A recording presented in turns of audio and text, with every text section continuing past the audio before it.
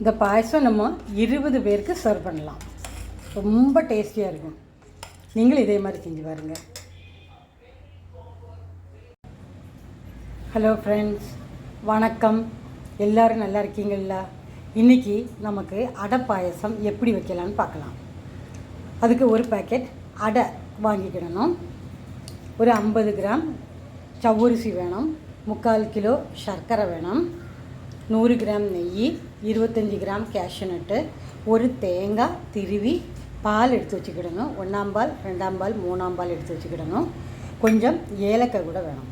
முதல்ல நம்ம ஒரு பாத்திரத்தில் 2 டம்ளர் தண்ணி எடுத்து அது தண்ணி கொதித்த பிறகு இந்த சவ்வரிசி போட்டு நல்லா வேக வச்சு எடுத்துக்கிடணும். வேறொரு பாத்திரத்தில் ஒரு 1.5 லிட்டர் தண்ணி எடுத்து இந்த அடையை போட்டு 5 நிமிஷம் வேக வச்சு எடுக்கணும். தண்ணி நல்லா கொதிச்சுட்டு இனி நமக்கு சவ்வரிசி அதில் போட்டு வேக வச்சு எடுக்கலாம்.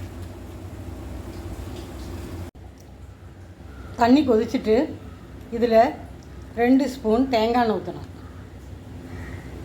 அடை ஒட்டாமல் இருக்கிறதுக்கு வேண்டியாகும். இந்த அடை இருக்குது பார்த்திங்களா, அதை கூட அதில் கூட சேர்க்கணும். ஒரு 5 நிமிஷம் வேக வச்சுட்டு இதை இருத்து எடுத்துக்கிடணும். நம்ம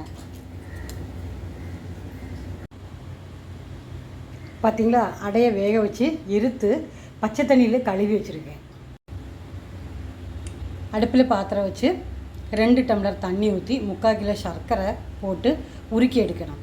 பாகுபதெல்லாம் தேவையில்லை, சர்க்கரை உருகினா போதும்.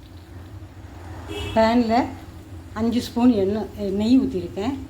அது கூட இந்த அடையை போட்டு நம்ம மிக்ஸ் பண்ணணும். பார்த்தீங்களா, நெய்யில் இந்த அடையை போட்டு அப்படியே நம்ம மிக்ஸ் பண்ணி எடுக்கணும். ஒட்டாது, நீங்கள் பயப்படவே வேண்டாம். நல்ல இதே மாதிரி மிக்ஸ் பண்ணி எடுக்கணும். அதுக்கு பிறகு சர்க்கரை பாகு நம்ம உருக்கி வச்சுருக்கோம் பார்த்திங்களா, அதை இதில் ஊற்றணும். ஊற்றி வேக விடணும். சர்க்கரை பாகில் இந்த அடை கிடந்து வேகணும்.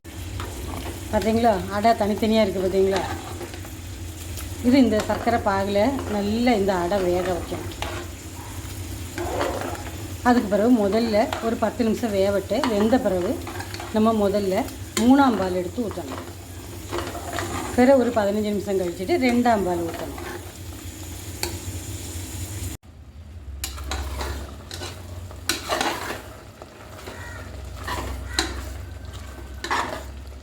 சர்க்கரை பாகில் அடை நல்லா வெந்துட்டு இனி நமக்கு சவ்வரிசி சேர்க்கலாம்.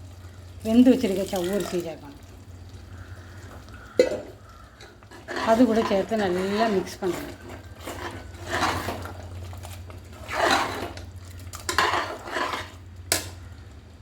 மூணாம் பால் சேர்த்து ஒரு 5 நிமிஷம் வேகட்டும். இனி நமக்கு 2ஆம் பால் சேர்க்கலாம்.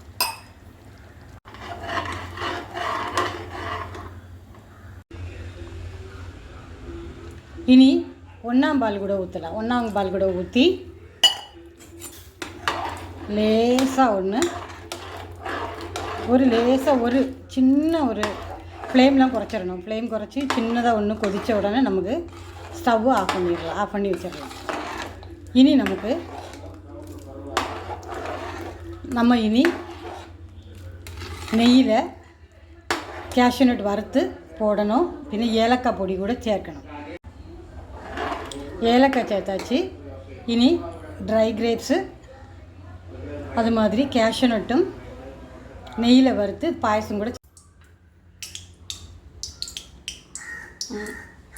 5 ஸ்பூன் நெய் ஊற்றுங்க. நெய் ஊற்றிட்டு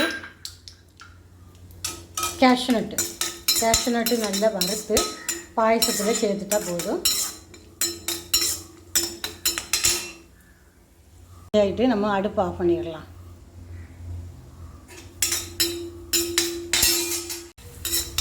கேஷ்யூ நட் நம்ம பாயசத்தை கூட நம்ம சேர்க்கலாம்.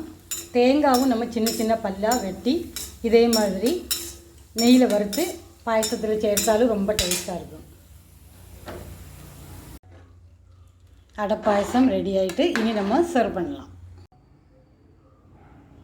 அடை பாயசம் ரெடி ஆகிட்டு இது ரொம்ப டேஸ்ட்டாக இருக்கும். இதே மாதிரி நீங்களும் வச்சு பாருங்கள். இந்த வீடியோ இஷ்டப்பட்டால் லைக் பண்ணுங்கள், ஷேர் பண்ணுங்கள், சப்ஸ்கிரைப் பண்ணுங்கள். இன்றைக்கி என்னோடய பர்த்டே ஆகுது. அதனால் என்னோடய ஸ்டூடெண்ட்ஸ்க்கு கொடுக்க வேண்டியதாக இந்த அடை பாயசம் நான் செஞ்சுருக்கேன். தேங்க்ஸ் ஃபார் வாட்சிங்.